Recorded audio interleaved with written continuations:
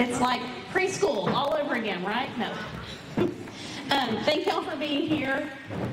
A couple of housekeeping items. The restrooms are the 2 gray doors that are marked men and women. If they're full, you can go through this single door right over here, and there's a set of restrooms in the community room as well.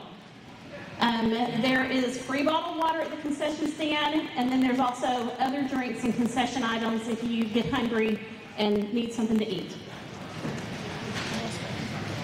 The emergency exits, again, are through this door here, through the kitchen door, and then the double doors in the back. In case somebody breaks out in flame, you know how to get out. Y'all are stuck on the stage? Sorry, no. Please hold your, well actually, please, no applause. We are running through these groups, the Congressional District 10, the Senate race, the Senate race 5, and all of the state races are leaving here as soon as they get done and heading to Madisonville to try to get in on that forum as well. So we're gonna run through. Sorry, I hope y'all hear something that impresses you or doesn't impress you, but causes you to make decisions. But please, just no applause. And then, I think that was it.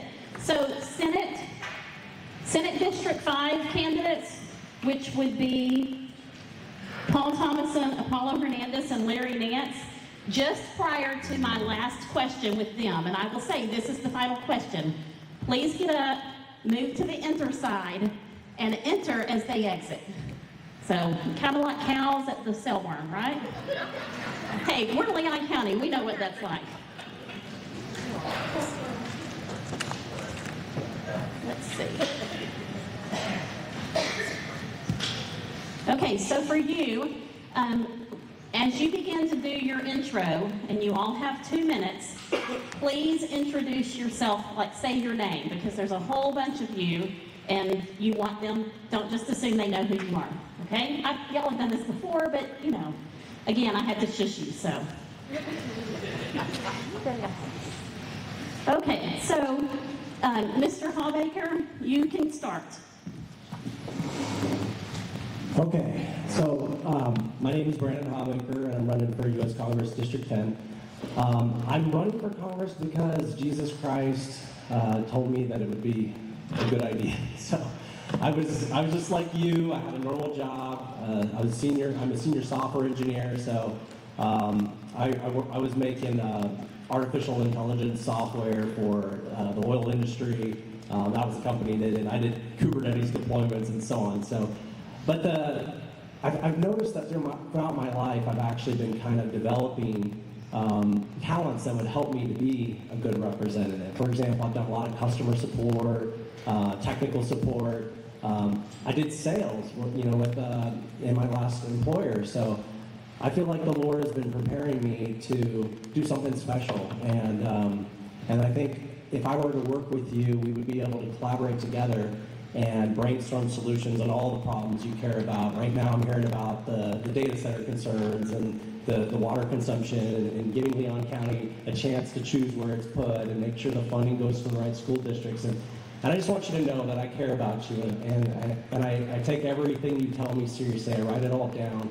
And if I build tools for our district, I'll build websites, dashboards, tools to make sure that your voice is always getting captured, heard, measured, and that we're working on the right issues from top to bottom. I'll fight for you with all I have, with all my energy. I'll die before betraying you. I hope that you could trust me. I'll always tell you the truth, and I will be there for you through thick and thin. And my name is Brandon Hawbaker, and run for Congress, District 10. Thank you. Thank you. Howdy, and good evening, everyone. My name is Rob Altman. I am a medically retired Army Major. I am a combat veteran, and I served on active duty for 25 years in our nation's military. I have over 30 months of time in a combat zone, and the reason I tell you that is that I've been shot up and I've been blown up, and that speaks to my character. I have survived and been resilient through tough situations. I am married this year for 25 years to a wonderful lady who stuck up with me, for me, over 19 moves and 4 cats, 3 dogs, and I don't know how many houses. I have lived in Bryan College Station multiple different times in my life, and I have recently moved back there, so Bryan is where I call home. It is 97 miles from Bryan to Austin, Texas. It is 100 miles to the Alabama Cocheta tribe from Bryan College Station, Texas. So I'm pretty sure, even as an Aggie, I can tell you that's the center of the district. The reason I'm running for Congress is because I believe in service to the people. I believe our country has lost its way relative to representatives and what they understand their responsibility to be. I believe that it is serving you. None of us can tell you that as a freshman in Congress we're going to do this and we're going to do that. That would be very wishful thinking. But what I can tell you, based on my relationships that I've made in my career, and the relationships I've made here in Leon County, serving you already, is that I care about your concerns. We'll talk a little bit more about energy and water and data centers, but that's something that I've been involved with, and I care about you because service is what's best relative to power. My name is Rob Altman. Please go to my website, altmanfortexas.com, and I hope to earn your trust and support.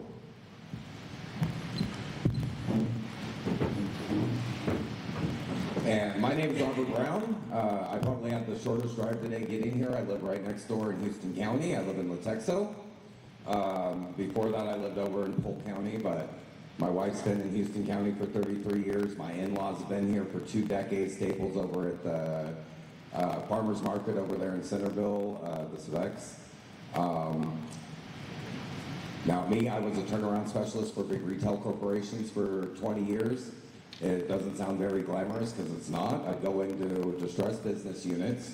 I'd find what the problems were. I'd fix them and make them profitable again, usually without spending any money because they were already losing money. So I had this crazy idea, solving problems without spending more money would work great in Washington, wouldn't it? At least it's what I want. And it's what I've been voting for 30 years.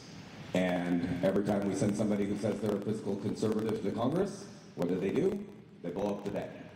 So we're up to almost $40 trillion. We're at 124% of GDP. And when all the countries in Europe started hitting 130%, they ended up having to gut in all their benefits. And who they go after first? The retirees. They're veterans. We can't do that here. The biggest threat that we have facing this nation is our national debt and our inability to actually write a budget. And that's the biggest reason I ran, because it's what I did for 20 years. I think I can help fix our fiscal house over there in Washington.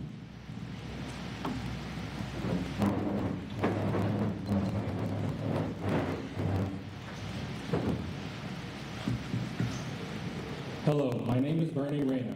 I'm a Democratic candidate for the U.S. House of Representatives District 10, and I'm standing up to represent my people, blue-collar, middle-class workers, because that's who I am. Right now, only about 2% of Congress is made up of folks from the middle class. The rest is mostly lawyers, lobbyists, and financial speculators, people who have turned Capitol Hill into the personal casino instead of the people's house. These political parasites do not represent we the people. Rather, they serve billionaires and monopolies, an aristocracy that keeps prices high and distorts our markets. What I bring to the table can't be bought. It's loyalty, earned by work, proven by conduct. That being said, like I said, my name is Bernie Reyna. I work at Texas A&M as a veterinary professional. I have 22 years in small business and medical administration. I have a minor in economics and veterinary science. And basically, I'm one of the only very few, very rare conservative Democrats. Currently, there are 3 conservative Democrats in Washington, 2 here in Texas and 1 in Alaska. I hope to be the 4th. What sets me apart from the other Democrats, I am pro-life because I'm Catholic, that's part of my religion. Also, I have the strongest Second Amendment statement out of anyone here. You can go to my website, tx10bernie.com. And I'm also very pro FDR and a public bank and economics. And that's about it for the intro. Thank you.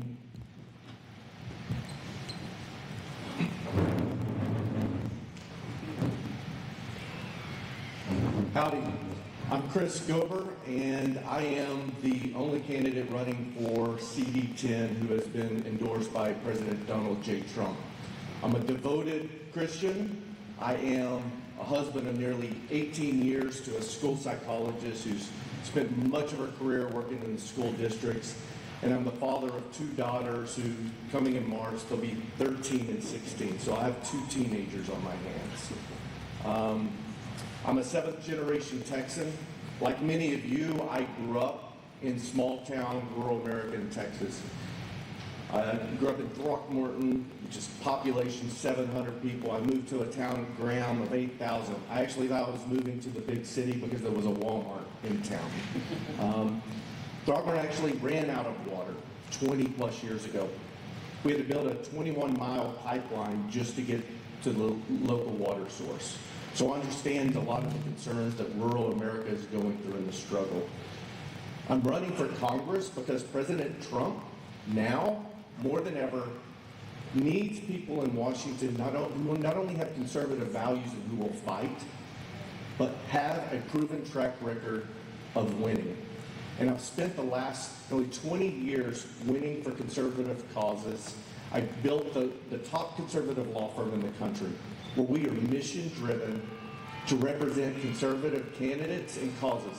I get to wake up every day, and my job is to win for conservatives and beat the heck out of the radical left. And it's a great existence. But I want to take that fight for you to Washington, D.C., and be your representative and serve that purpose. I hope you'll visit my website, chrisgober.com. I want you to learn more about what I've done for the conservative causes and candidates and what I can do for you. Thank you. Good evening. My name is Scott McLeod. I'm a 31-year Army veteran, son of a waitress who worked 2 jobs to support 3 kids, and I believe I live the American dream. Throughout my career, I got to do some amazing things and experience amazing education that the military afforded to me. Commanded a 1,000-man battalion in Baghdad, commanded the 6,000 soldiers and Marines that went into Houston under Governor Abbott for the Hurricane Harvey response. During President Trump's first administration, I commanded the Texas border mobilization here in Texas, 2,000 soldiers spread out between El Paso and Brownsville. I'm an Army War College graduate. I'm a graduate of the Advanced Strategic Art Program. And I think I've lived the American dream. I've spent 7 years in private Christian education following that, and also the CEO of a company that trains doctors and nurses and emergency medical service personnel. And so I think I've been able to experience this life because I was born into the greatest state and the greatest nation on the planet. But I've got 2 daughters, and I'm really worried about whether or not they're going to get to experience the same life that you and I have experienced because of what we see happening in our country. I am deeply alarmed about our national debt. As was already spoken, we are at debt levels equivalent to what they were in World War II. We know that our 2 Social Security funds are going to run dry by 2035, and we can't expect to lose benefits if that's not solved. I'm deeply concerned about farmers and ranchers. I've been endorsed by Mr. John Malazzo and Dr. Jim Butler from Texas A&M and Producers Co-op, and I'm proud to have endorsements from leaders in the ag and farm and ranch community here in the district. Ladies and gentlemen, 96% of our farms and ranches are family owned. And so these are the things I'm concerned about, and I'm concerned about making sure that border stays secure. I know just a little bit about it, and I'm really worried that when President Trump leaves, a lot of folks are going to drift back to the middle where they were. Scott McLeod, thank you.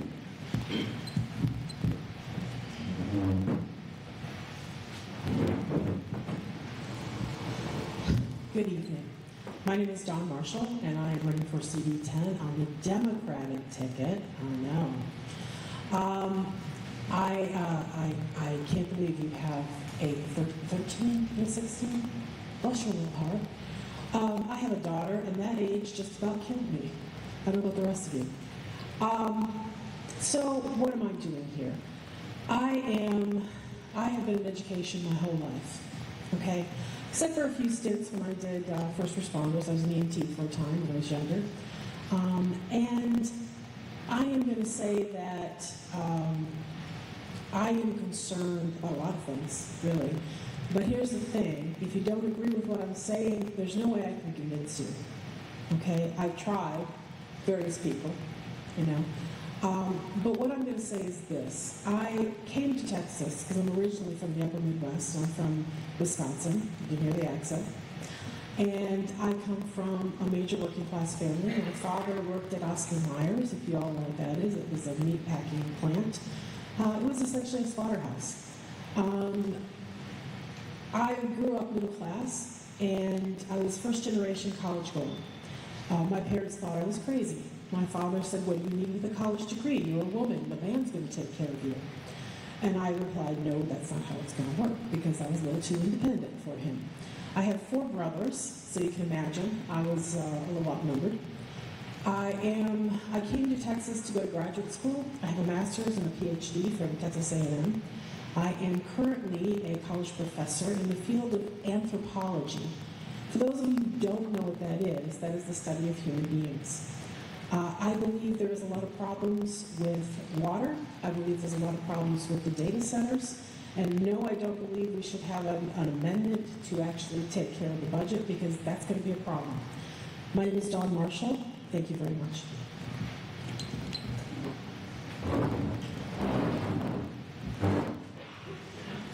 Good evening. My name is Caitlin Work, also running for Congressional District 10 as a Democrat.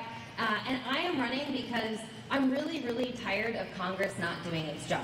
I am an Army veteran. Scott and I actually served together in the Texas Army National Guard. He then was Colonel McLeod, but it's good to see him up on the stage. And I grew up in a family rooted in service. My grandfathers both served in World War II. They came back. They built the infrastructure of this country. One is a steel worker, one is a telephone lineman. My parents were both public school teachers for more than 40 years. My dad also served in the Army. And that was the kind of service that I was raised to respect. And that is why I can't stand a government not working for the people that it's meant to serve. For me, looking at Congress, seeing how poorly it's serving us, our families, our communities, it drove me to run for this office. Because if Congress is broken, then everything stays broken. We can't make healthcare more affordable and accessible. We can't build an economy that gives people the opportunity to get ahead and not just get by. And we can't fix the executive overreach and restore checks and balances that we desperately need in our democracy. I think about our district a lot, and I think about, if I were to win the seat, what would governing look like? And obviously, as a Democrat in a deep red district, there's a heavy dose of bipartisanship that needs to happen. I worked in Washington for years in public affairs. I saw how bipartisanship is supposed to work, how working across the aisle to advance legislation, to support policies that make people's lives better. That was the heart of what our government did, and it's not happening. It feels like performative politics. It feels like gamesmanship every time we hear about Congress. And I'm tired of it, and that's why I'm running. Caitlin Work, CV10.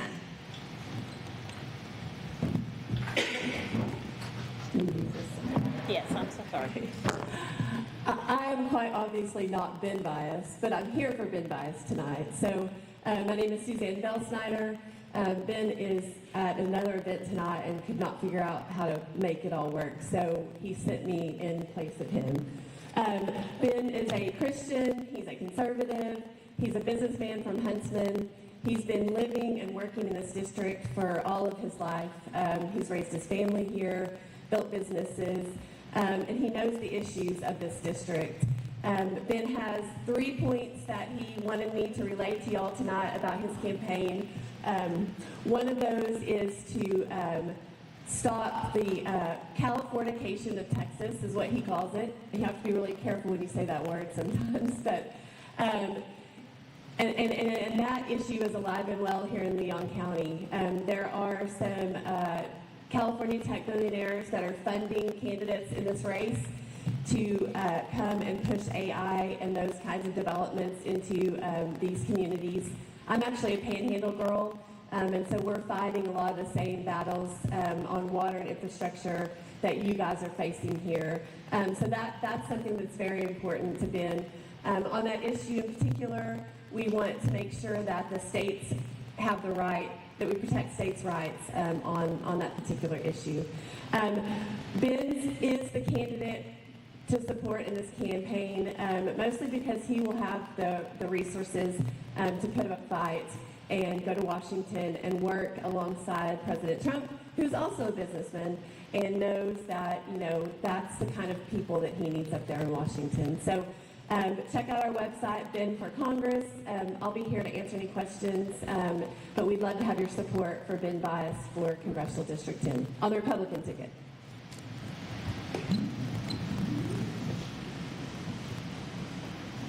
Jackie, Sandy, Jeremy's story has not arrived yet, is that correct? Okay.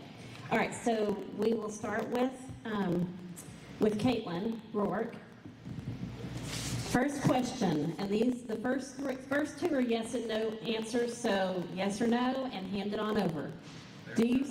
Oh, there's Jeremy's story. If you run, I'll give you your 2 minutes. Okay. There's a spot right up here by Brandon. Talk about an entrance, right?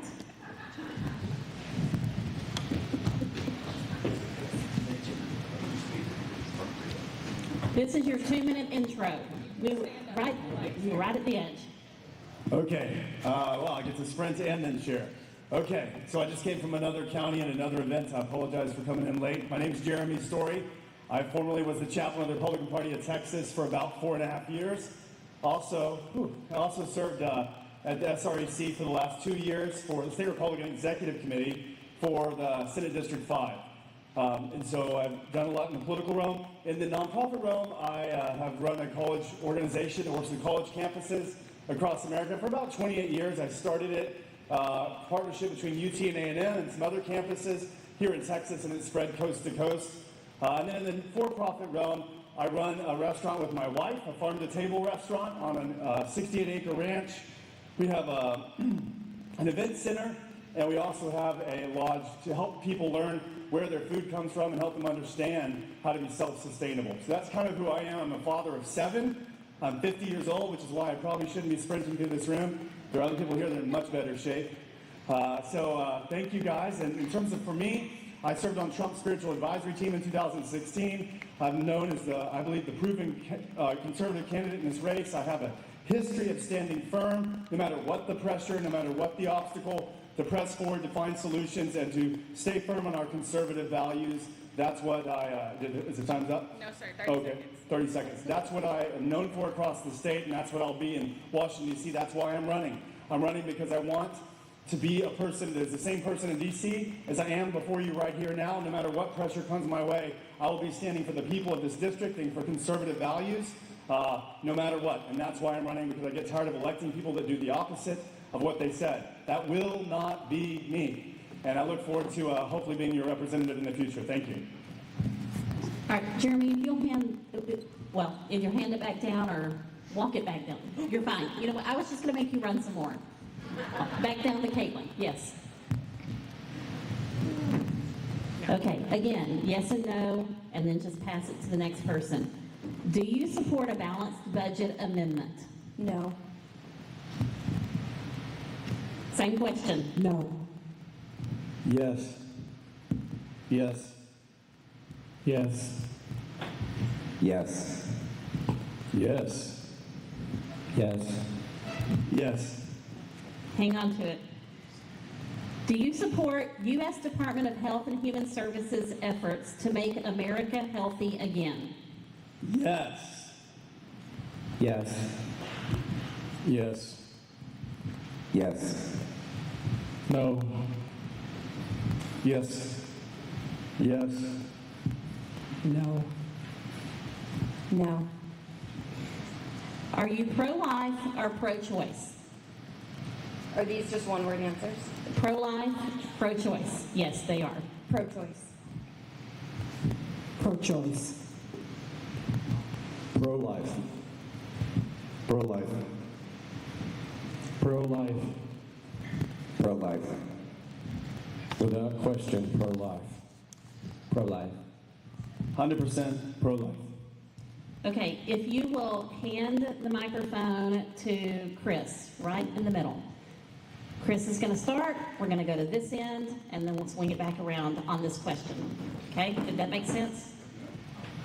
Clear as mud, right? Chris, if Leon County, sorry, all of you, if Leon County residents could count on one thing from you in Congress, what would it be? These are 1-minute answers. Yeah, I'll fight for you, and I won't give up. I don't believe that Washington needs any more politicians who go up there, get comfortable, and just send back newsletters to their constituents. I think people need to show up, they need to listen, they need to take their constituents' concerns and issues into account and take them back to Washington so you have an effective voice. Because here's one thing I know, is whoever gets elected up here, we work for you. Not the party leadership, not the donors, not the lobbyists. We work for you. And frankly, if anybody up here doesn't recognize that or understands that, they need to be sent home. So the one thing you can count on me for is to go there, fight for you, and be an effective fighter that will actually bring home wins to this community. You can expect the same thing that I gave my soldiers: accessibility and work ethic. Article 1 of the Constitution states that a representative should go up there for a limited amount of time, make legislation, and then be able to go back and live in the district that they came from. There's really nothing sexy about this job if you're doing it right. It's a whole lot of windshield time. It's a whole lot of sitting down with folks, looking into their eyes, getting out a notepad, and finding out what's important. 13 counties in this district. They all have different federal touch points, and there are different ways to serve each of the counties. But guys, if you're not going to do the work to get out there and find out what the issues are and then have the courage to go back to D.C. and put your finger in the chest of some of those folks up there who want to ride the cocktail circuit, then nothing's going to get changed. Birds of a feather flock together. We keep hearing that we're going to solve problems, but doggone it, we need to send a different type of person up there who's actually willing to do it and who has experience doing it. I'm sorry? Scott McLeod.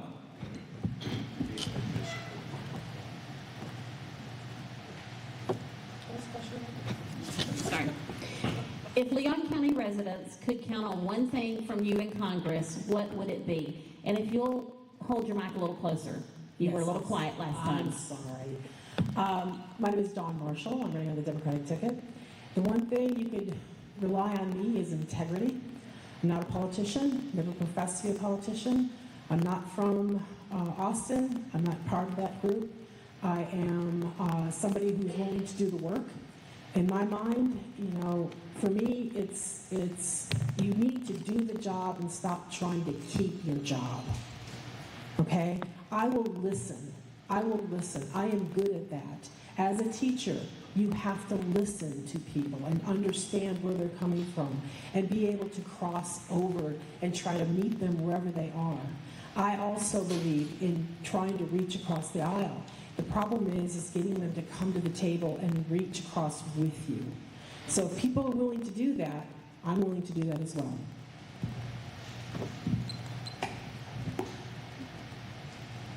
Do you need me to ask the question again? Oh, no, I'm good. I was just waiting for the time to start. Okay. Caitlin Ward. The thing that you can expect from me is accountability and transparency. We have a 12-county district. It's massive. And it was not drawn because of seeming shared priorities. It was drawn to keep one party in power. But if I am in Congress, there are two things that I will absolutely immediately deliver on. The first is arraying staff beyond just the office in Austin and Brazos County. We have a big district and everybody needs to have a seat at the table. Everyone, including Republicans, Democrats, every diverse stakeholder in our district needs to be empowered to influence our policy making and the decisions that I make in Washington. Secondly, transparency. I'm tired of the self-congratulatory emails that we get, the photo ops, the stylized social media that legislators show us. I want a lawmaker, and I hope to be that lawmaker, who's steady, who puts my head down, but who also gives plain language explanations of votes, who's transparent about data and impacts for our district, and that's what you can expect from me. Yes, if you'll hand it to, pass it down to Jeremy, and then we'll come back to Bernie. Yes. Do y'all need me to ask the question again? Okay. So I believe that I am the candidate that will press in and not just say things, but I will do things. I know for certain that because I have a 30-year history of doing that in high-pressure situations across this country, on college campuses, as our state chaplain of the Republican Party of Texas, on the SREC as a Legislative Priorities Committee person, won actually awards by my fellow members on the SREC for standing firm. I have a desire to be able to stand firm, and not only just a desire, but a shown, proven ability to do so. I've gone to jail for my beliefs and actually been advocating for parental rights as a result of that.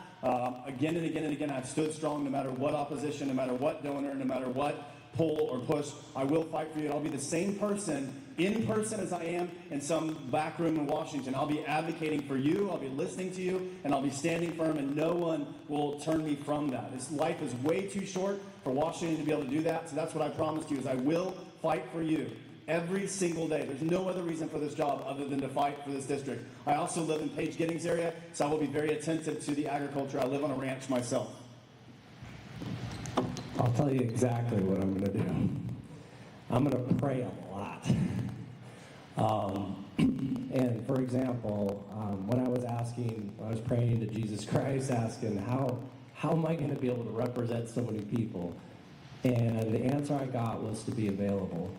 And so that's what I'll do, be available. And that means if I need to create a chat group so you could chat with me, or a signal group so you could chat with me, or give you a text number that you can text me, whatever it is, I will be available to you. Because I believe that if we're going to solve any problem, we're going to have to work together. And we're going to have to get some inspiration if we're going to get the right solution to these problems. And so I will always be available to you, and I'll be honest with you. So, you may disagree with something, and you might convince me to do something completely different than what I was thinking, because I don't think I have all the answers, but I know he does. Micah 6:8 says to do justice, love mercy, and walk humbly with your God. So not only will I be driven by my faith and my family, but I am driven by freedom. I will continue to build the relationships that I've already started building here with party and precinct chair leaders. Also, special, specific individual issue leaders here in the community that I've already been working with and bringing my network to bear for you as a community. I'm already working on those things to serve you. And one thing that's very important to me, having been someone who was a veterans advocate and spoke with folks on the Senate Veteran Affairs Committee, is I will fight for your veterans, and I will also fight for the future generations that are going to be our leaders in the future here. Thomas Jefferson said, "The only sure reliance for the preservation of our liberty, it's the people, so I will serve you." Would you state your name? And I don't think you did either, Brandon. So, I'm Rob Altman. Brandon Hobbaker. Jeremy Story. okay, y'all don't forget that. They need to know who you are. There's a ton of y'all up there. I'm Robert Brown, obviously Republican Party. When I get to Washington, I think the biggest thing that I can promise is that I understand what the problem is in Washington, D.C. The people who are going to be there to greet us are the people who created most of the problems. That's directly in line with what I did my entire career. I had to go into companies where the people in charge destroyed the companies, and I had to get them on board with doing what was necessary to fix the problems. I did it for 20 years, no matter how big the ego, I brought them down so the problems can get solved. So I'm not going to present slogans, I'm going to present solutions, and we're going to get this stuff fixed because there's a practical solution to everything if you actually understand how things works. Bernie Reyna, the number one thing that I would promise to do is uphold my oath to the Constitution. Every congressman, every serviceman has to make an oath to the Constitution. And that's the number one thing that you can count on me. I will uphold the Constitution. I will never take bribes from lobbies. I will always be independent, and I'm going to use the virtues to guide my decisions in Congress. And I will also use economic literacy to also make those decisions. Okay, next question. Let's start with Scott. Scott.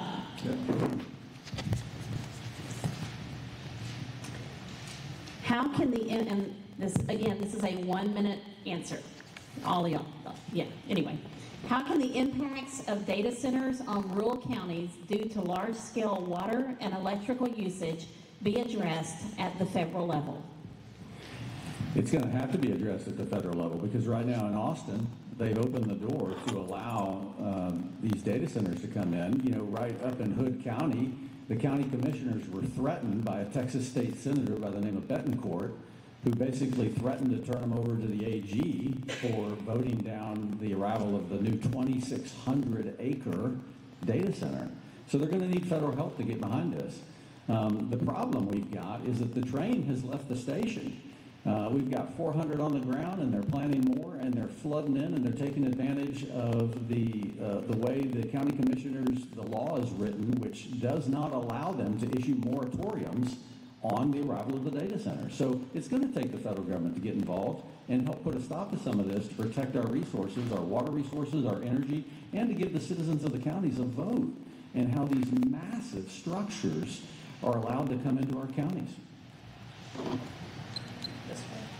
This way, this Scott McLeod. Yeah. So I believe that, like a lot of issues, that it's best left to the local communities and the state. And when it comes to data centers and the building of data centers, I don't think that that's any different. It is the people that are closest to the issue that should have the loudest and strongest voice. I think the problem we're seeing, and maybe why there's been suggestions that this could be something that the federal government may need to come in and regulate, is the fact that our local officials, frankly, don't have the authority they need to hold these private companies to the fire, their feet to the fire, and make sound decisions for the local communities. And that's largely because of their lack of ability to dictate much out in unincorporated areas. So as a member of Congress, one thing I would do is really be an advocate to the Texas legislatures to pass strong laws that give your local officials more authorities to hold people their feet to the fire and have real accountability to protect your water and your resources and your cost of electricity low. Can you repeat the question? How can the impacts of data centers on rural counties due to large-scale water and electrical usage be addressed at the federal level? So in order for data centers to operate efficiently, we need to build first the infrastructure for it. So on the federal level, what we could do is, one of the things that I'm like a key champion for is a public bank. A public bank in the past electrified rural America. It built dams. It got you out of the depression. It beat the Nazis. So if we need to prep, for data centers at the federal level through a public bank by extending national credit to towns and industries and rural communities to expand, to be able to take on that type of power consumption. But it's important to get the infrastructure first before you start getting into data centers. So that would be the number one thing, is to prepare, expand our electrical grid and expand our grid through federal infrastructure. Okay, Robert Brown. So again, you have to look at what the actual problem is. The impact on us is that it'd be driving up our electricity prices and tapping our water resources.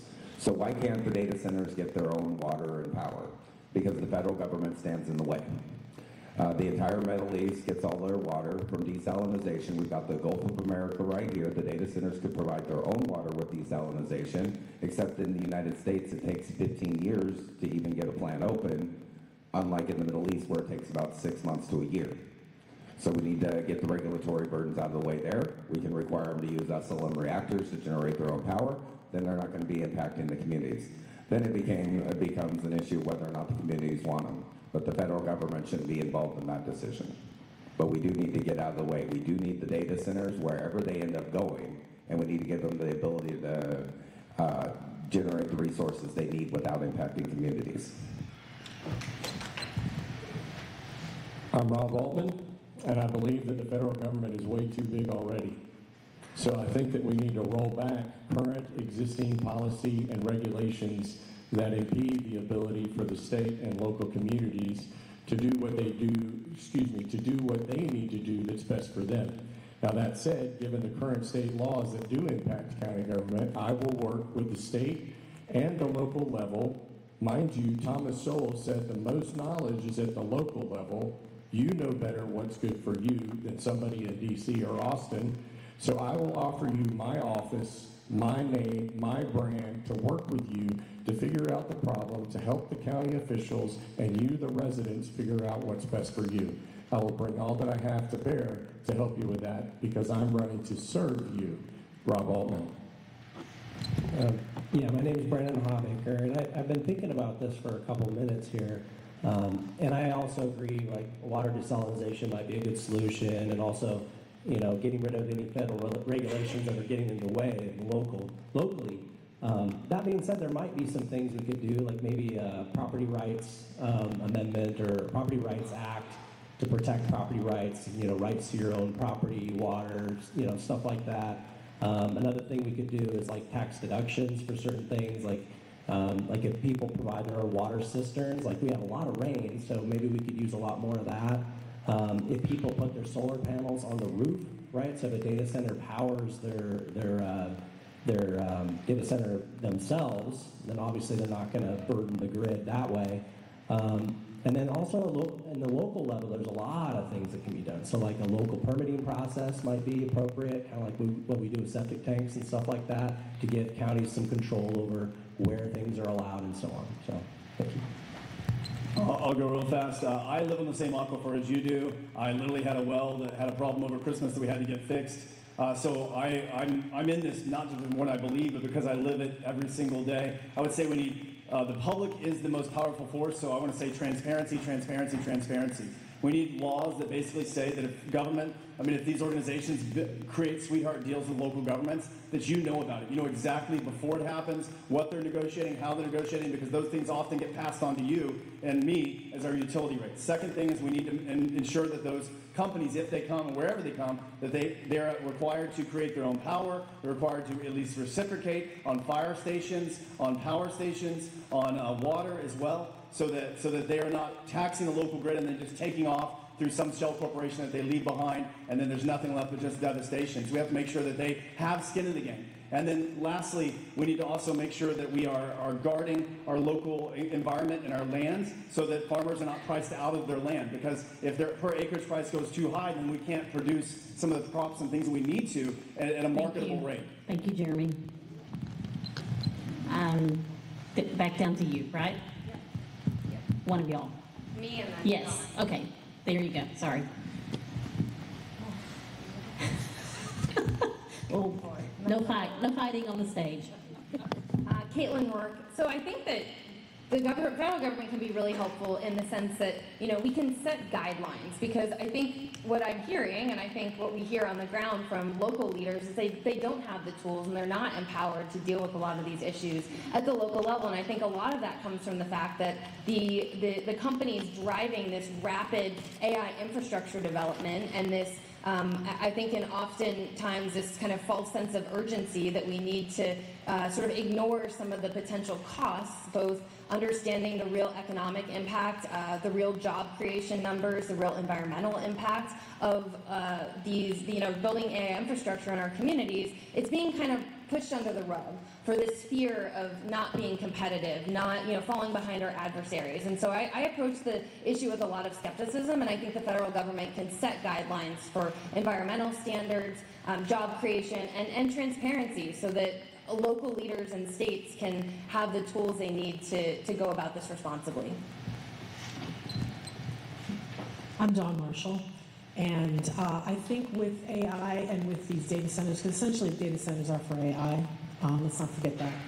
AI is powerful, I'm not going to deny it. However, I think they're putting the cart before the horse on this one. Water is essential, folks, and they use 1 million gallons of water, and that's a small center, a day.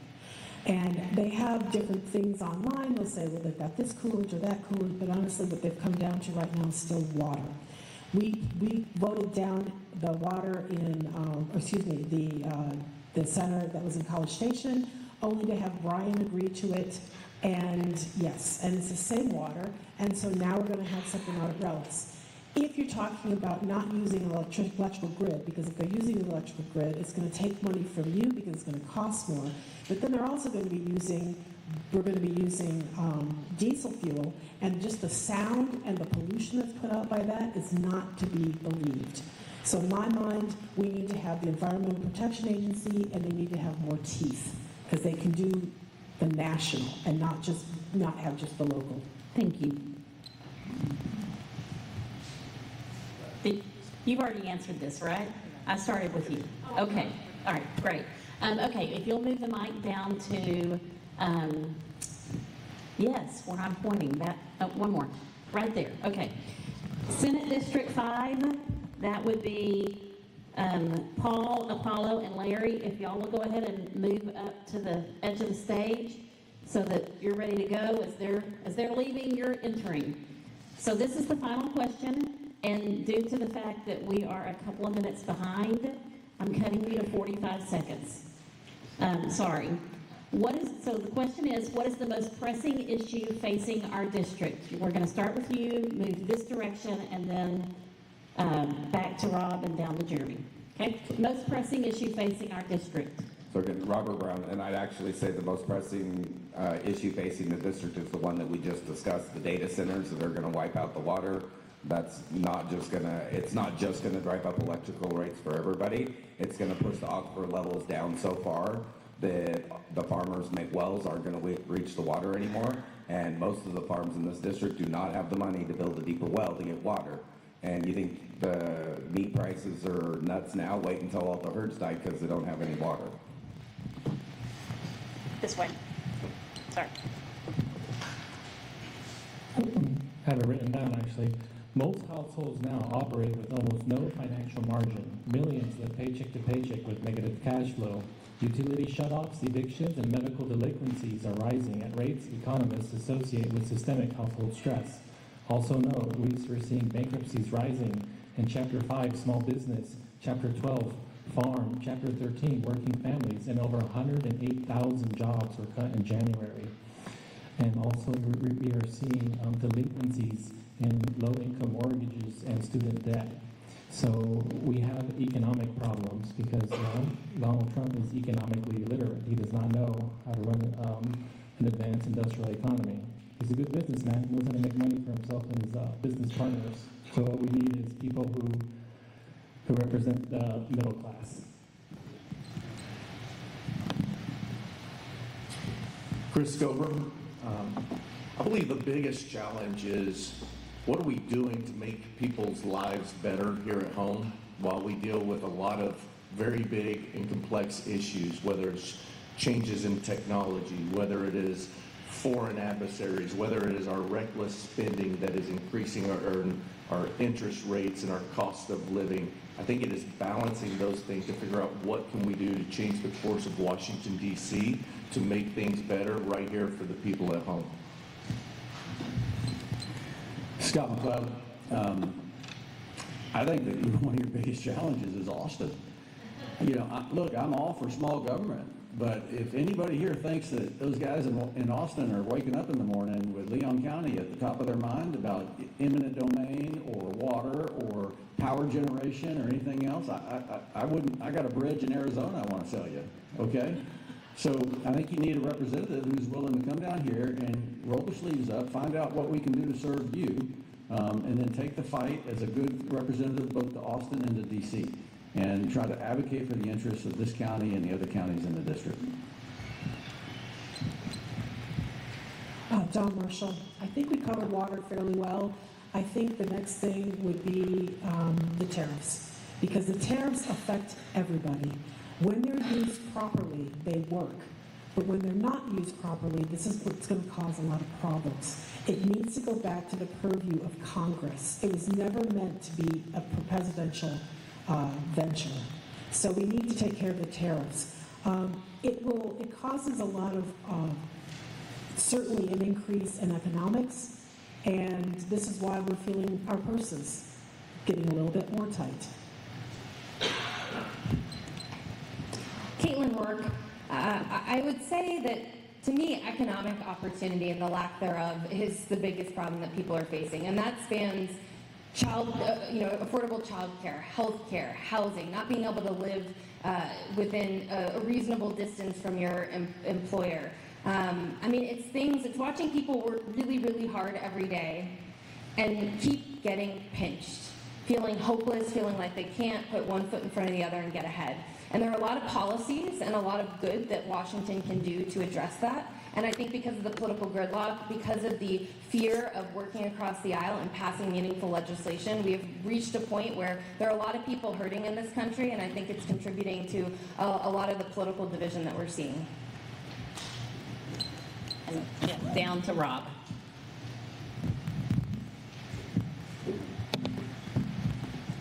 Rob Altman, first, thank you to the Chamber of Commerce, and thank you all for being here this evening. Many others have to run out of here.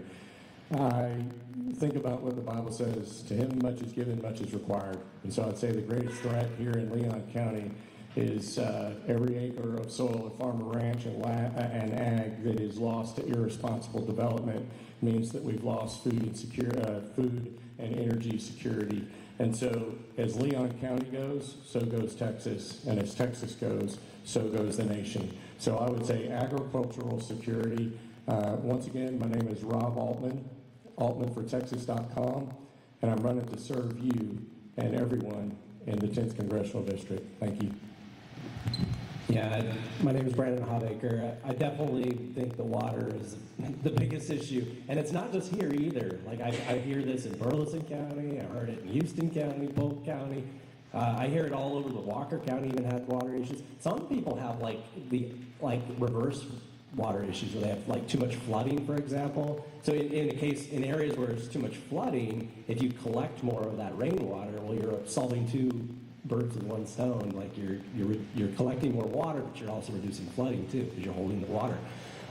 So yeah, definitely water is a big one. And I can imagine, I talked to one guy, he had to drill his well 100 feet deeper to get access to water. So I mean, that's I couldn't imagine if I had to do that with my well. So yeah, water is definitely the top issue.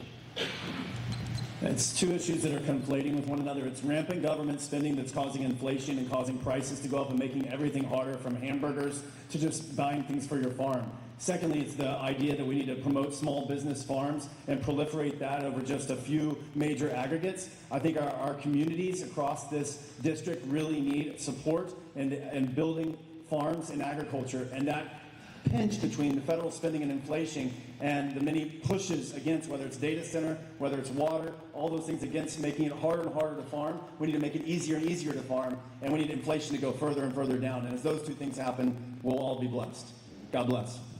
Thank y'all very much. I know most of y'all are headed out, all the way out. If you're not, feel free to hang out, but we appreciate y'all being here. That was Congressional District 10.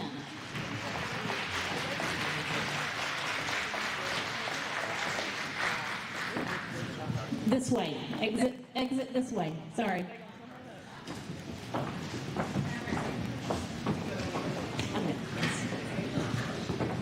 Are you good on water? Are you good on water?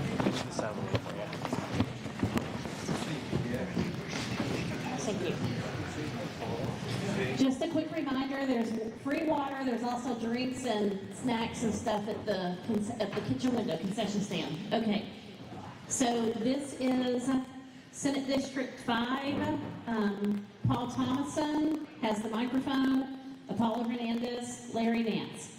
So your 2-minute introduction starts now. Oh, somebody, turn that microphone on, please, sir. Okay. My name is Paul Thomason. I'm running for the Democratic nomination for Senate District 5. I have been a politician for 5 months and 4 days. I am still before you, over 43 years, a United Methodist pastor.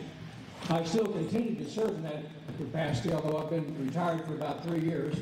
but they never really let you quite fully retire. For example, once a month I preach at a Spanish-speaking United Methodist Church. I've been married to the same wonderful lady, Diane, my wife, for over 40 years. She is a retired teacher. My son Matthew is a teacher. My daughter Ashley is a teacher. She is married to a teacher. My mother was a teacher. My grandmother was a teacher. My grandfather was a teacher. So you can kind of guess what I think about vouchers. Let's just start with that. But anyway, getting back to it, that is a bit about my background. And yes, I will say it this way. I heard from a wise man many years ago, do you think your life is better now than it was a year ago? Do you feel like you're better economically off than you were a year ago? Do you think education in this state is better off than it was a year ago before they took millions of dollars out of the public schools? And where are most of the kids at? They're in the public schools, so they're suffering the most. Do you feel like your health care is better now than it was a year ago, or they seem to be going up again for you? Name anything. In fact, the motto of my campaign is, it's time for change. And frankly, I think it's high time for change. With these questions and many others, you're not better off. And by the way, the last question is, are your civil rights better off than they were a year ago? The answer to me is a resounding no. It's high time for change. Howdy all, my name is Apollo Hernandez and I'm a Republican candidate for Senate District 5. Texas needs tested leadership. We need people that have put skin in the game to protect our country, to make sure that we're safe. A little bit about myself, I'm a former military combat veteran. And when I say combat veteran, I didn't just go to a combat zone, I was kicking in doors and getting into gunfights. I earned my way in one of the most elite units in the United States military. Everybody knows about Navy SEALs, Green Berets, Ranger Regiment. Hardly anyone knows about Recon Marines. The people that make it into those communities are people that are willing to put it all on the line and never quit. I was blown up on 2 separate occasions in Iraq. I also had, went to Afghanistan as a defense contractor, so I know both sides of the global war on terror. And I fought in some of the biggest battles that we had in the global war on terror, including the Battle of Fallujah, Operation Steel Curtain. And you might ask yourself, what does a person with my background do after service? And first, we gain a bunch of weight. Second, we look for ways to serve, and we continue to serve. I've been serving since I got out. I've now pivoted into cybersecurity. We don't have a single state legislator in the Texas House or the Texas Senate that has a background like mine. And that's something we need to fix. That's a huge gap. We have a bunch of risks coming in from the cybersecurity side. Also, I've been married for about 6 years. I should probably know that a little faster. Don't tell my wife. We live in Georgetown, Texas, and we're raising a 4-year-old daughter. My wife was a public school teacher for 13 years, and the fact that she doesn't want to send our kid to public school is a problem. We have to fix education. There's a lot of things that we got to do on that side of the house. But look, guys, I'd be honored to earn your trust and to earn your support to help make Texas safe, strong, and affordable again. My name is Eric Nance. I'm also running for the office of Texas Senate, District 5. I'm running for this office because I want to help you and your families reduce your tax burden. I'm married with 5 children, 9 grandchildren, and 4.5 great-grandchildren. We live in Liberty Hill, Texas, out in the country there. I've been married for 61 years, and I spent my career in the metal recycling business. When Nucor Steel opened up here, we were one of the first customers to supply them with scrap. After I retired back in 2001, after that I decided I needed to give back to the community. So what I've done since then is I've worked as a volunteer in the communities. I lived in El Paso at the time, and I was on the planning commission there. I chaired that, so I have a little bit of understanding of the problems you're facing here with these data centers. I also was on the Board of Adjustment. I've chaired on public utility boards. I also served as a fire commissioner. So I definitely have the experience that you need to help you in the state office. And I'm running to help reduce your taxes, cut your taxes, help you on your appraisal district, and to be able to put more money back in your pocket. That's the only reason I'm running, is to help you people there. And if you don't think I can get along with people and do things, I'm a little bit senior than these guys. I've got 61 years of marriage, and I guarantee you, that don't tell you I know how to get along with people, nothing really. Thank you, and I appreciate your vote, and I guarantee you, I'm the only one that has proposed from day one to be able to meet with the public, and I'm planning to set groups up to meet with the public, and I'm going to be an access to you, not like your current representative. Thank you. Go ahead, and I'll have you field the first question first, and we'll go that way, and then the last one Apollo will start with. All right, clear as mud, good. We're going to start with the data center question because obviously that's a big issue for us in Leon County. Data centers are increasingly being proposed in rural Texas communities like Leon County. What concerns do you have about their impact on water usage, energy demand, land values, and local control? Well, let me be perfectly clear. Data centers are not the dumping ground for rural communities like y'all. They were set up, they end up being the results of the special interest groups that, like your current representative, Charles Forster, he's got over $4 million that he's using to try and buy everybody's votes, and he's the one that's part of the reason these data centers are here. They may improve your property value, they may not. But one thing's for sure, they're going to take a drain on your resources, your water. We know that we're more short on water, and that's one of the main requirements for a data center. Also, the power demand. I have no idea whether they would be able to use the power in this community and take it away from Nucor, your primary good customer here. So I'll definitely not support the data center, period. Yeah, one of my congressional friends talked about it. Just yesterday, a state senator from my party actually reached out to the county commissioners and said, hey, you guys need to let this go or you're going to get sued. That should never happen. There's a swamp in Austin and we need to drain it. They forget who they serve. They're not supposed to serve special interests. They're supposed to serve you guys. Unfortunately, that's just not the case. Texas has been really good at growing businesses. We have one of the best economies in the world, the 8th best if we're our own separate country. The issue is that's helping special interests, that's helping lobbyists, it's not helping you guys. And it's at the detriment of rural Texas. Data centers, I work in tech. It is important that we have those, but we need to make sure that we're not just giving these billion-dollar, million-dollar companies these abatements and giving them a free pass. They need to pay their fair share.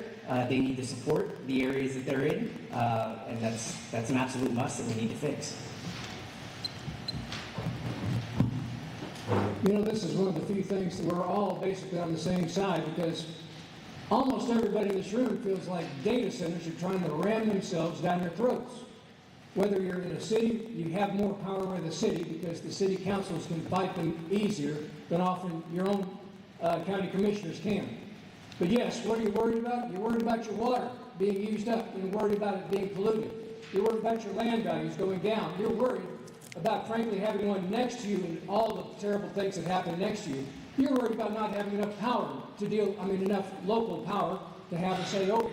They're all a problem. And by the way, you don't like the fact they're not paying taxes either like you are. There's so many different things that I would say if you ever have a data center trying to come in, they have to answer all these questions and more. And we're not getting all those answers. We're not getting the answers we deserve. Okay, what are the top 3 things that you would like to see accomplished as a state senator? Well, the first thing I'd really like to see is Democrat control over Austin, which hadn't happened since 1995. If that did happen, we could do these other things. I would like to see the minimum wage raised because it hasn't been raised by 1 penny, not 1 penny, since 2009. That is 17 years. That's an awful long time. We need to stand for the common man. We need to quit helping the rich to get richer and the poor to get poorer. We need to stand for the common man. Number 2, as you probably already heard, I do not support vouchers. I believe that most of the kids in this state are in public schools, and taking millions of dollars out of these public schools injures the kids of this state. I could also add to what we know is going on in the campuses as well, which is more and more they're being turned into places of higher indoctrination. But I've got 10 seconds, and all I'll say is I would do all that I could for health care as well, because nothing's getting cheaper in health care. So the top 3 things that I'd like to see First, term limits. Nobody should be in the same seat for over a decade. They stop showing up. They start answering the special interest. That should never happen across the legislature. Judicial appointments and things like that, that makes sense, but no one should be in the same legislative seat for over a decade. Second, education. We have to fix our schools. The voucher system, there are things I like about it. School choice, we need that. There are some schools that can't support kids with disabilities and things like that. But the way that our voucher system is set up, it's taking money away from schools. We should never do that. Our schools are struggling. And if we funded our schools, that would actually give transparency across the board.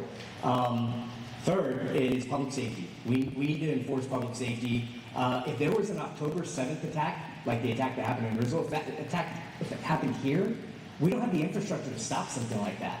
It would be horrible, and we need to bring back something like the Texas Rangers. Not like the Texas Rangers today, the Texas Rangers of the past, where they're Minutemen and able to stand up real quick. Number one issue is property tax. We have to do something about the property tax. It's hurting every family. It's ridiculous to how high these taxes have gone. And the second issue is the appraisal process. The appraisal districts are out of control in how they raise your property values every year. And we need to change that. And I've got a plan to do that. And then third is to obviously our spending within the state and to be responsible and more care and responsibility towards our counties. There's no concern about your water rights here. They're 50 years behind in trying to get something done on water. And that's been a problem that long that I know of. So those are the main issues besides our security and our education office. Thank you.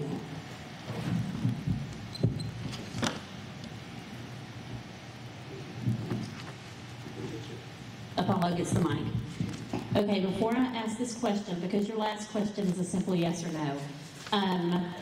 Holly Taylor, Michael Lang, Clayton Tucker, Bobby Cole, Benjamin Flores. If y'all would all begin to make your way up here, when they finish, I'm having y'all all go on and sit together, and then we'll do each of your positions separately, but I wanted y'all to go ahead and be ready. There you go.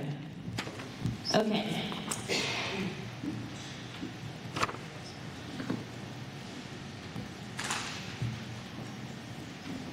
I almost could skip this because I think y'all have all answered this already, but it's on my paper, so we're asking it. What do you see as the most pressing issue facing Senate District 5, and how would you address it if elected to the Senate? So I think it's affordability. One of the biggest ways that property taxes get increased is the school boards.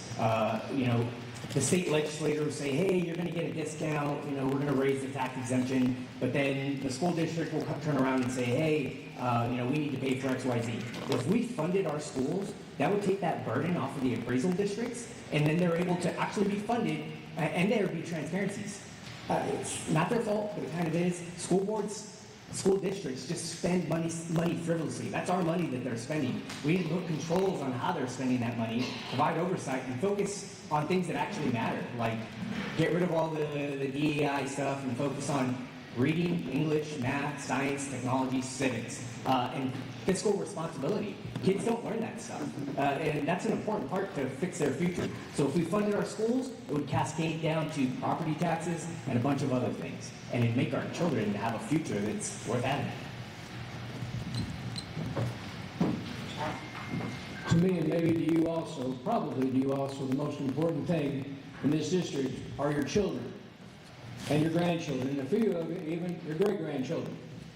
The fact is that, yes, what's going on in our public school system is more and more money is being taken out, and those schools are having all kinds of problems because of that.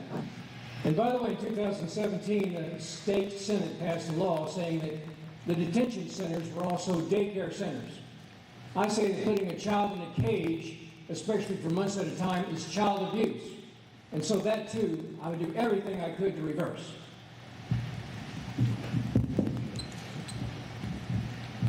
Without question, there's property tax, and I have a website, if you remember my name, to go to it. But the way you fix that, in my plan, is you make the voters were required to have 2/3 vote for any tax increase.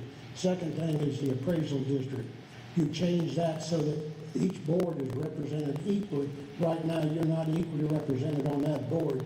The taxing entities are the ones that represent you. Change it to where they can't change your value of your property by more than 5% every appraisal cycle. And number two, you change the appraisal cycle where they can't do it for any more often than every 4 years. So that's a big part of how come your taxes go up, is because they keep raising the appraisal value on your property so that they don't have to raise your taxes. They raise their appraisal value, and they're the ones that the appraisal board is the one that's in control of how that's done. Thank you. All right, final question. Are you a supporter of the school choice bill to provide vouchers to private school students? Yes or no? Yes. No. Obviously not. Okay, thank y'all very much. Again, folks, I think they're all headed to Madisonville, so run as fast as you can.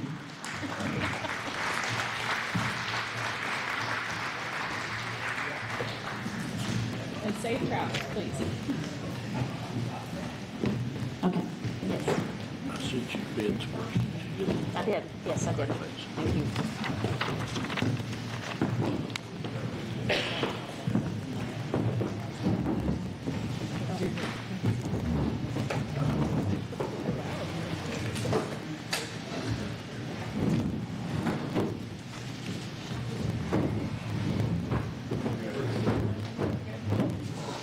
Okay, folks, so this group of individuals are all at the state level, and they are all on the Democratic ticket. So Bart did a ton of work, and I do need to recognize Bart and Carol. Y'all wave your hands. Bart's up here, Carol's over here. Look at that. They even sat on the opposite sides of the room from each other. What's up with that? We're supposed to be, what did they say? Not crossing party lines, but, meeting in the middle or something. Anyway, Bart and Carol did a ton of work, and Bart worked hard to get some folks from some of the state level candidates. So what I'm going to do is, you'll have your 2 minutes. We'll ask your questions, and then I'll move just straight on down the line. Okay? All right. So, Holly, go ahead. Remember to say who you are and what you're running for, please. Thank you. My name is Holly Taylor, and I'm running for the most important Texas court that most Texans have never heard of, and that's our Court of Criminal Appeals. What most people don't know is that Texas has 2 Supreme Courts. The Texas Supreme Court only handles civil cases. The Court of Criminal Appeals is our Supreme Court for criminal cases and critical to protecting our constitutional rights and freedoms. I am an over 25-year criminal law attorney, and I have spent most of my career prosecuting violent crime to keep my community safe. I've put murderers, rapists, and child abusers behind bars, and I feel good about that work. But over the last 5 years, I have also worked with the Conviction Integrity Unit in my county to investigate wrongful conviction claims. And coming into that work as a former prosecutor, I felt that we weren't going to have any wrongful convictions in our county because we were fighting so hard to ensure that justice was done. Well, I will tell you what I discovered through our DNA testing, scientific review, and witness interviews. I was wrong. It struck me to my core. It was transformational for me. I found that we did have some wrongful convictions in our county, and a few of those cases were cases that I personally had prosecuted, and innocent people were sitting in prison due in part to my work. I fought hard to achieve justice in those cases, and it has caused me to feel called to run for the Court of Criminal Appeals. That is why I'm running for the Court of Criminal Appeals here in Texas, to truly ensure that justice is done, that innocent people aren't sitting in prison and that guilty people are not going free. Oh, questions? Yes, questions. So these are 1 minute answer questions. What types of cases does the Court of Criminal Appeals handle, and do you cover a specific region? So the Court of Criminal Appeals is our Supreme Court in Texas for criminal cases specifically. They handle criminal appeals at the top level. They handle every death penalty case that is decided in Texas, and they handle thousands of writ claims, which do include those wrongful conviction cases. There are 9 judges on the court, and every one of those judges is elected statewide.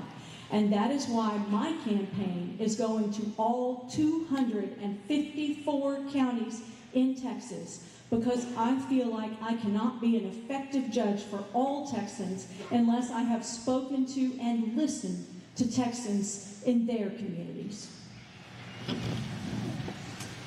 What standards should a voter use to determine the qualifications for a candidate seeking a seat as a judge? 2 things: qualifications and values. Qualifications, you want to look for somebody who truly knows the most about what the court does that they're running for. I am board certified by the Texas Board of Legal Specialization in Criminal Appellate Law. There are only 134 attorneys in this state that are board certified like that. I've also been the rules attorney for the court I'm running for. That means I advise the 9 judges that sit on the court on the law, and I wrote opinions for them in some of the most important cases that they decided. You also want to look for a candidate that has your core values. I believe our judges need to stand up for the rule of law and our Constitution and dig down and get to the true facts in cases to do justice without being influenced by politics. Those are my values. Thank you, Holly. And if you can sit back down, or if you are headed to Madisonville, you can, whichever you want to do. Okay. I am headed to Madisonville, but I just want to say thank you so much for having me. It's been a privilege to be here. Thank you. All right, next up is the Texas candidate for Texas State Comptroller, Michael, and is it Lang? Yes. Okay, Michael Lang. So this is your 2-minute introduction, and then I have 2 1-minute questions for you. Good evening, how are y'all doing? My name is Michael Lang, and I'm running for State Comptroller. That's about your money. That's about the Texas economy. It's about jobs. It's about water, health care. I grew up half of my life in rural Texas. My family has a cow-calf operation in Waller County for over 62 years, and another one in Lee County for more than 23 years. Rural Texas matters to me. I've been driving tractors since I was 7, hauling hay since I was 8. I'm here because I'm worried about rural Texas. It's aging out. That means there's more people over 65 than under 21. We need to create jobs in rural Texas. One thing people don't realize about the comptroller, it looks after your money. Do you know how much money the comptroller looks after for you? $338 billion. That's with a B. With a staff of 3,000 people and over 30 offices around the state. So you better know what you're doing. I've got 40 years of experience working in small business and large multi-billion-dollar companies. Texas matters to me. Rural Texas matters to me. My mother was a teacher. I've got 2 sisters who are teachers. What happens in rural Texas is important. And you better have a comptroller who cares about water, who cares about electricity, who cares about public schools, and cares about how hard you work for your money. Because if you don't, are you tired yet of paying $5 billion for a bridge that's supposed to cost $2 billion? Are you tired of a project that was costed at $270 and then you ended up paying $1.2 billion for it? That's in the last couple of years. That's your money. The comptroller is about your money. It's about the economy. Thank you. In your opinion, is enough being done to protect the Texas water infrastructure? Right now, y'all know Texas is about to spend $20 billion on water in the next 20 years. The comptroller is going to oversee all of that. Right now, 76% of the water infrastructure in Texas is more than 70 years old. The average leakage in Texas is 30%. In Houston, it's 40%. If we had to repair all the water infrastructure in Texas right now, it would cost us $200 billion. If we started tomorrow, it would take 50 years. Transparency is important. Water is important. We've got to get it to work. It has to work. It can't work. Because guess what? The comptroller is not just about today and tomorrow, but you've got to get Texas future ready. Think about this. Every Monday, Texas grows by 10,000 people. Every Monday, every week. That's people who need water, need electricity, need jobs and housing. In the last 5 years, over 500,000 people from California moved to Texas.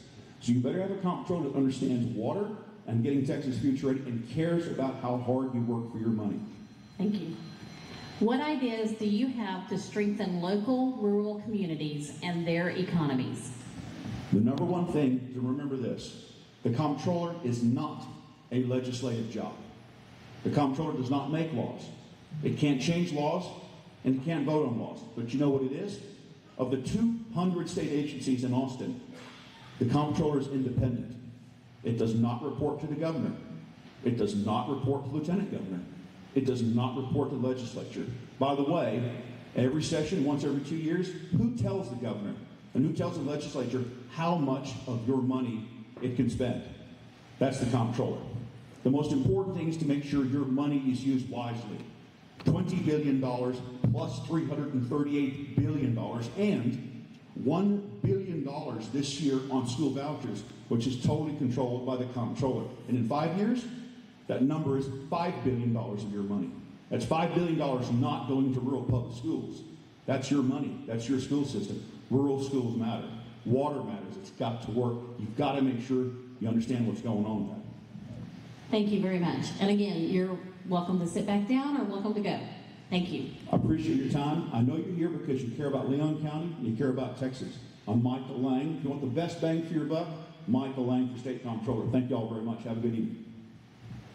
Okay, next up is Clayton Tucker, Agriculture. Oh, sorry. Yes, but that's still correct. Clayton Tucker, Agriculture, running for Agriculture Commissioner. Howdy. My name is Clayton Tucker and I'm running for Agriculture Commissioner. To understand this seat and my values I want to bring to the Department of Ag, you need to understand three things: food, land, and water. Let's talk about food. Groceries are too damn expensive, and it is not the farmers making the money. Oh, it is not the farmers, I can guarantee you that. It is the corporate middlemen, these monopolies that have rigged the system. JBS, Tyson, Bayer Monsanto, they are the folks who have rigged it. They are making the money. They are driving farmers out of business and driving up grocery prices for everyone. Let's talk about land. The average age of a farmer is 60 years old. What's going to happen in 10 years? We have to get folks my generation. I'm the first candidate from either political party to be born in the 90s. Please try not to hold that against me. And I am telling y'all, a lot of folks my generation want to get into agriculture. I have so many conversations of those who want to get in it or who want to stay in it, but it is not affordable. Farming was a middle-class way of life. It's not anymore. And again, these monopolies, particularly, I hate to say it, John Deere, love their equipment, they're bored, I have not politically correct things to say about them. Lastly, water. These AI data centers are coming to take our water, they're coming to take our land. As Agriculture Commissioner, on day one, I'll be issuing what's called Ag Impact Studies. That puts a pause on all data center constructions until we can prove, beyond a shadow of a doubt, that they're not going to take our water, that they're not going to jack up our utility bills, and that they're not going to mess with Texas. Sorry. From the standpoint of agriculture in the state, what measures do you think would be most effective in making small agriculture profitable and sustainable going into the future? Well, the unfortunate truth is until we solve this monopoly issue, you're trying to treat cancer with a Band-Aid. Like, this is the heart of the problem right now. There's another issue that's really not talked about. Look, We all know how NAFTA and a lot of these free trade deals sent our factories overseas. We know what it did to East Texas Steel. We know what it did to what's now called the Rust Belt. It did the same to our agriculture. We lost 250,000 family farms in Texas alone since NAFTA was passed. They offshored our agriculture. What you eat at the grocery store ain't from Texas. If it has a grow Texan, yeah, then it is, but most of our food isn't. You can go to buy beef. It could have an American flag on its label. I guarantee you it's probably Brazilian. The labels mean nothing anymore. So we're going to reshore our agriculture, and we're going to go after the monopolies to make farming itself affordable again. And then finally, how much of our producing cropland is owned by corporations and conglomerates, and how much of that is owned by groups with corporate interests in suppliers or purchases of goods to or from that farm? Does anyone know who the biggest farmer is in the United States? Bill Gates. That's true. Look, these billionaires, whether you want to call them billionaires, oligarchs, elites, Wall Street, whatever you want to call them, they're all the same. They are systematically taking over our farmland. They're buying it out. Now, they're smart. They're smarter than they used to be. Like if this was the 1800s when we went through all this before, they would have outright owned it. That's what, Standard Oil did. They just owned everything. Now they're being a lot more secretive. If they just bought our farmland, they only really own like 5%, but if they legitimately bought it, then it's easy to put two and two together. So what they do is they hide in the shadows. That's where they have shell companies, where they buy out their competitors, and they create a monopoly market. They say we live in a free market. We used to. We now live in a monopoly market where the monopoly is all the rules. If you like anything I said, go to ClaytonTuckerTX.com. We have an issues page. Every issue is a petition where you can sign and share your story. We have a petition about AI data centers, and we are hearing stories about it. Thank y'all. Thank you.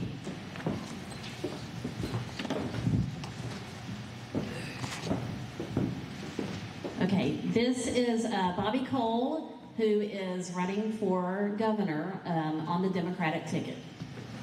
Hello, everybody. Glad to be here. I'm Bobby Cole. I'm from East Texas.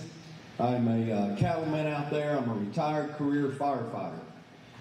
I come from a long line of working class people. My grandparents left East Texas during the Depression to seek jobs on the Texas coast. My grandmothers had jobs waiting tables and working in canneries, make sure that the kids ate and food was on the table.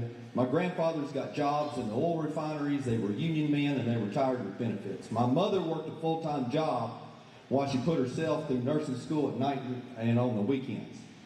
My dad worked as a lead operator in a gas refinery. He was a union man and retired with benefits. I come from a working class story. I was a fireman, I was a union man, but before that I had to work a lot of different kind of jobs. I've dug ditches and post holes in the hard Texas clay. I've been knee deep in crude oil and cow shit. I've driven tractors in the fields. I've driven forklifts in the warehouses. I've driven fire trucks on the crowded city streets.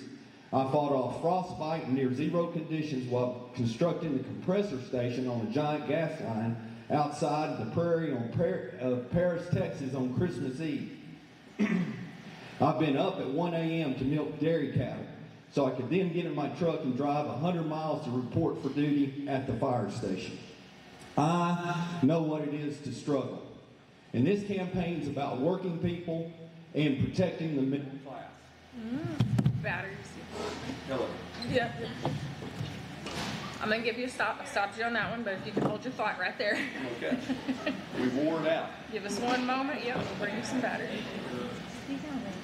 My person with the magic box.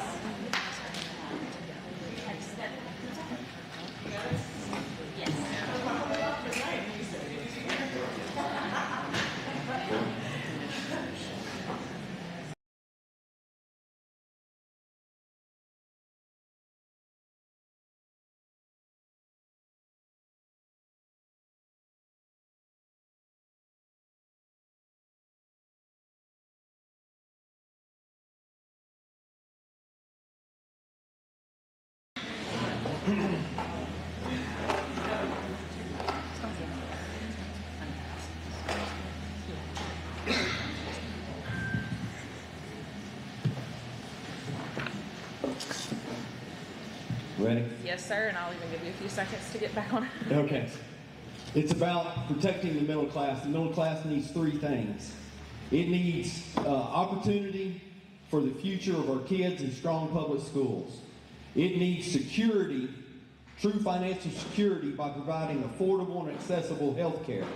It also needs to be able to buy a home, to be able to pay for that home, to be able to thrive. The only way that the middle class can build wealth is through home ownership. The billionaires and the corporations have never been richer. What steps do you propose to bolster our rural public education and healthcare systems? Public education, I want to move student funding to the national median average, teacher pay to the median national average right away. We're the second biggest economy in the nation, and we don't invest in our kids and our teachers like we should. Healthcare, I would move to expand Medicaid right away. Our rural communities depend on public education and our rural hospitals. If you don't have your school, if you don't have your rural hospitals, what does rural America have? They're going to go after your post office next. If you don't have it, what's out here? And those are my positions. Where do you stand on high-speed rail and its battle with landowners? I don't know where high-speed rail is. They talked about high-speed rail for years. I think eventually the state high-speed rail will come. I'm a rural landowner. I would not want rails in my backyard. I would not want a water reservoir in my backyard.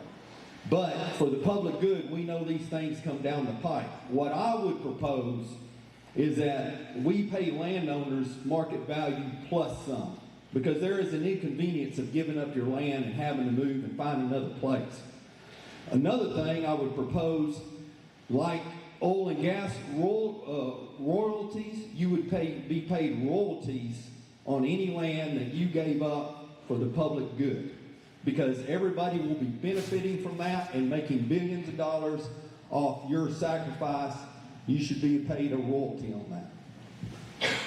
How can we find common ground between the data centers and our rural communities?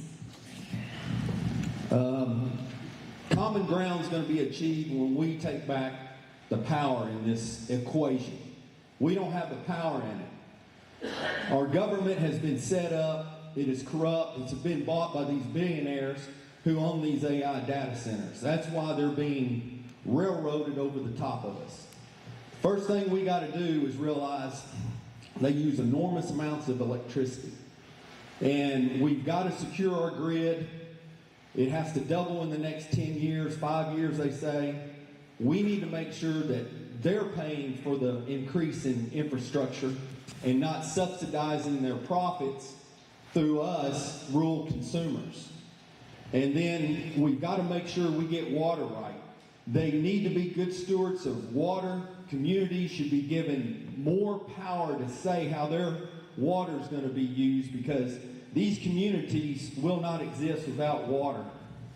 So I move profits, people over profits, and water over greed.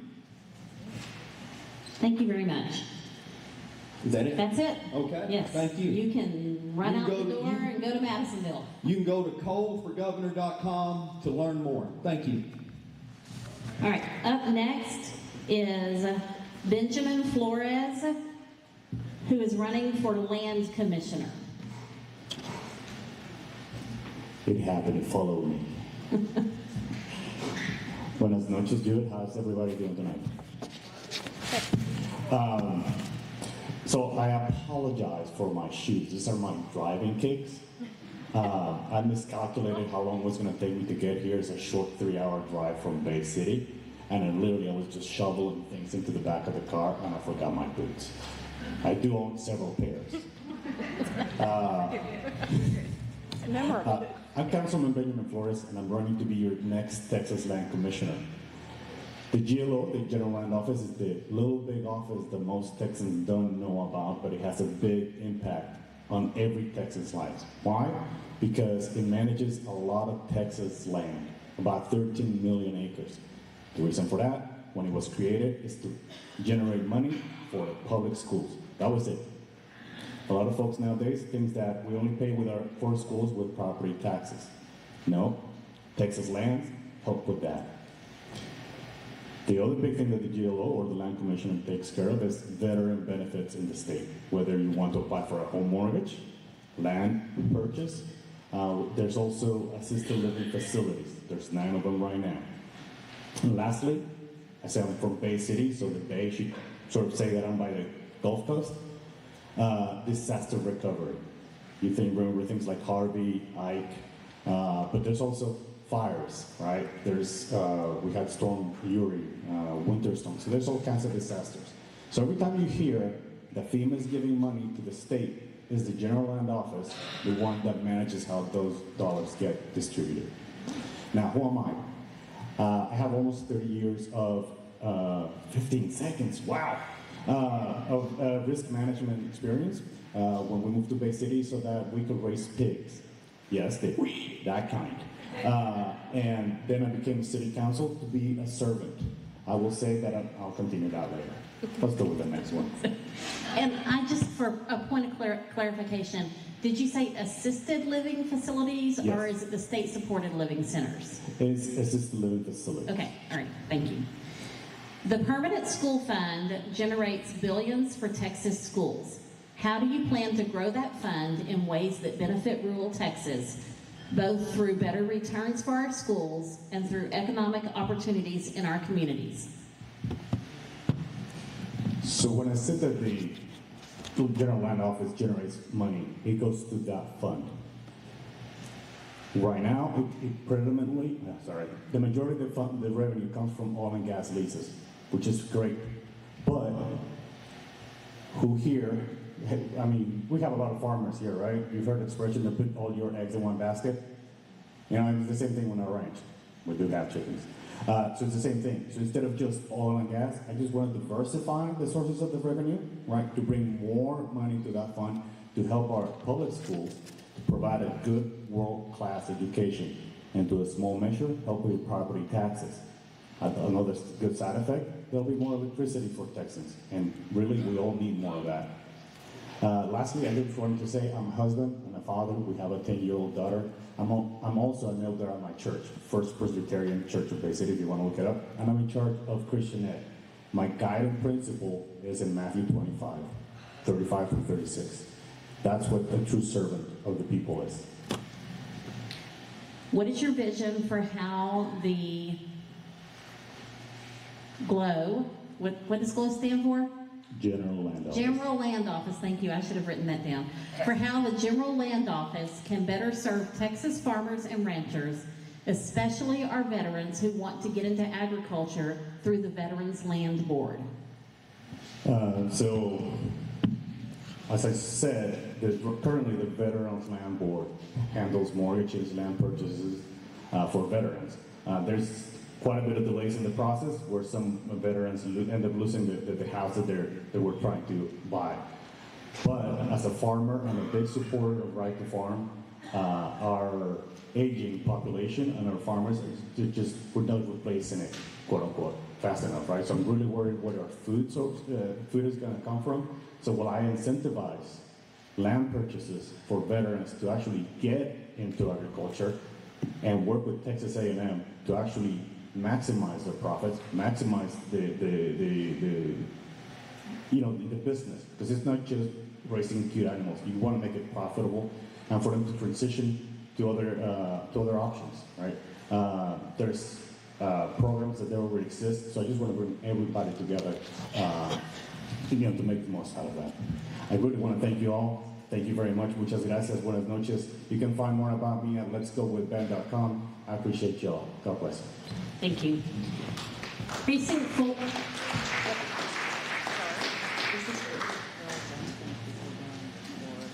Okay, all right. Precinct 4 Commissioner candidates, TJ Foley, Rex Swearingen, and Ray Hemphill. If y'all would take the stage. Temperature Cold? Okay. Okay, it should begin to warm up. I was freezing too, so Erica went up and took care of that.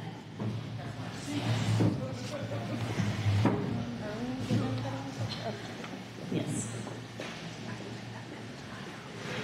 Yes.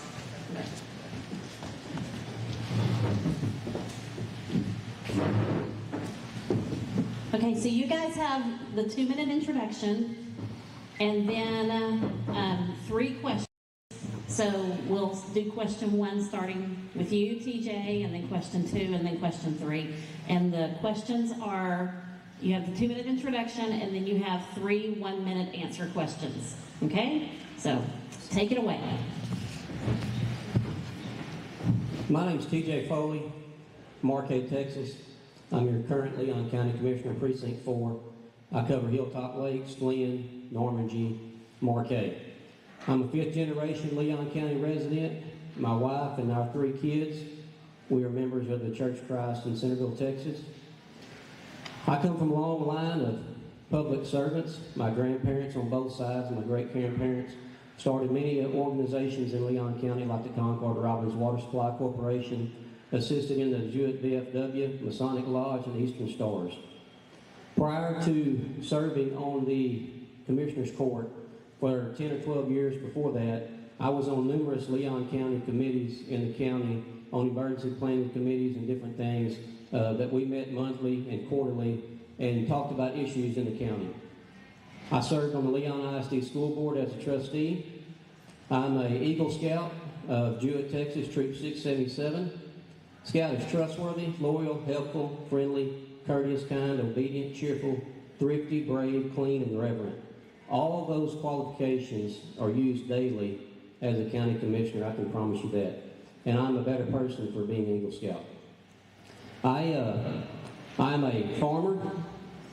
I'm a rancher. We own land. We own livestock. We bale hay. I'm a business owner in Marquette.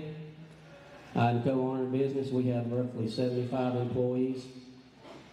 I have served the Marquette Volunteer Fire Department for 26 years, serving the last 16 years as fire chief.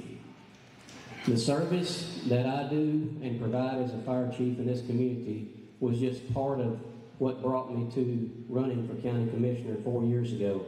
And that was that I could better serve my community. I knew the needs of the people. I knew the needs of our community. Thank you.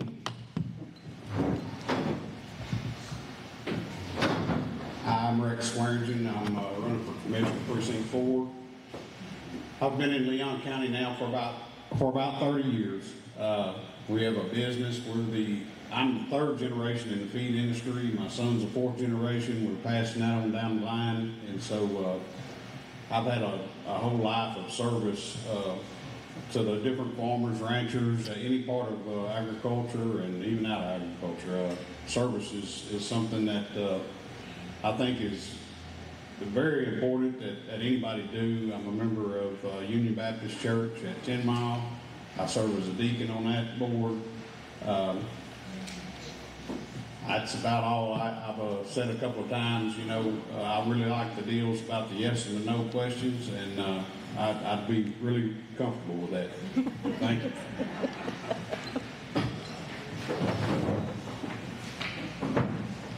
Good evening. Thank you for being here tonight. For those of you who may not know me personally, my name is Patrick Hemphill, and I've been blessed to be married to my wife, Jamie Noe Hemphill, for more than 30 years. Together we've raised 2 children, Baylin and Briley. Our family was built on faith, hard work, and personal responsibility, values we didn't just talk about but lived every single day. I spent my life working often from daylight till long after dark. I've owned and operated a farm and ranch, road construction, and trucking business. I understand agriculture. I understand small business. I understand what it takes to meet a payroll and work within a budget, care for the land, and push through tough times without asking the government for a handout. Those experiences have taught me accountability. When something breaks, you fix it. When times get hard, you don't quit, you work harder. That's the same common sense, conservative mindset I will bring to serving you as your county commissioner. Leon County is facing real challenges growth pressure, infrastructure needs, rising costs, and the responsibility to protect our rural way of life. These are not problems for career politicians. They require steady leadership, physical responsibility, and someone who truly understands Leon County from the ground up. I'm not running to be a politician. I'm running because I love this county. I believe my experience, my work ethic, and my values prepare me to serve Leon County honestly and effectively. I will listen. I will work hard. I will always put the people of Leon County first. Your support tonight truly matters. Together we can keep Precinct 4 in Leon County on the right track with strong conservative leadership and respect our values, our land, and our way of life.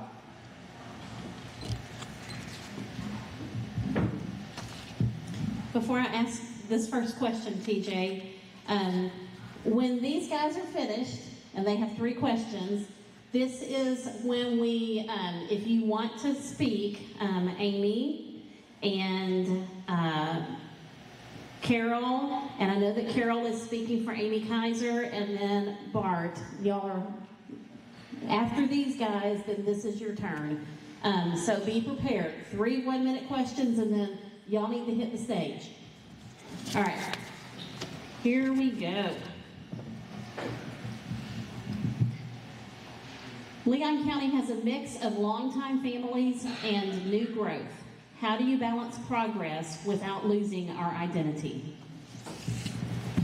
So, Leon County we haven't seen this type of growth that we're currently seeing in over 40 years when Nucor power plant and coal mine moved in. The last 3 to 5 years, we have grown substantially, mainly due to the subdivisions and different things like that. Leon County used to be the 5th largest cow county in the state of Texas. Currently today, we're ranked number 33, just for the simple fact that we're losing our farmland to subdivisions and housing additions.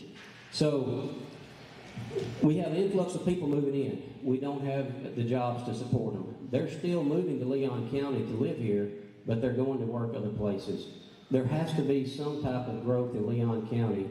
If these people are moving here and they want to live here, there has to be some type of growth to keep them here. So with the agricultural lands, if they continue to come in and we continue to lose agricultural lands, we're going to be just dropping our cow numbers, dropping our farmers, and dropping the way of life that we've lived for our whole entire century in Leon County. Do you need me to re-ask the question? I don't think so. Okay. You know, growth is inevitable, or change is inevitable. And we're living at a time right now where Leon County's growing. It's just rolling. I put out a little deal. When we first opened up a feed store 30-something years ago, we'd sell feed by the truckload and by the ton. Now we're selling feed by the ton in the bag. And so agriculture's changed, Leon County's changed, and that's the only thing that's ever going to be the same is change is coming. And it's going to happen now, it's going to happen later. All we've got to do is get ahead of it and try to build the infrastructure that we need here. And instead of trying to put Band-Aids and just cover stuff up, we need to go ahead and get ahead of that curve, and we need to build for that.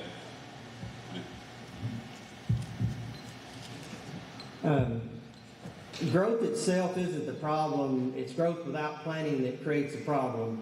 Leon County is built on farming, ranching, strong family values, and neighbors who look out for one another. Any progress we allow should strengthen that foundation, not overwhelm it. We also have to be realistic about infrastructure. If growth comes too fast, it can strain our emergency services, our volunteer fire department, EMS, law enforcement. Last thing you want is response times to suffer because of the development in our county. Public safety must come first.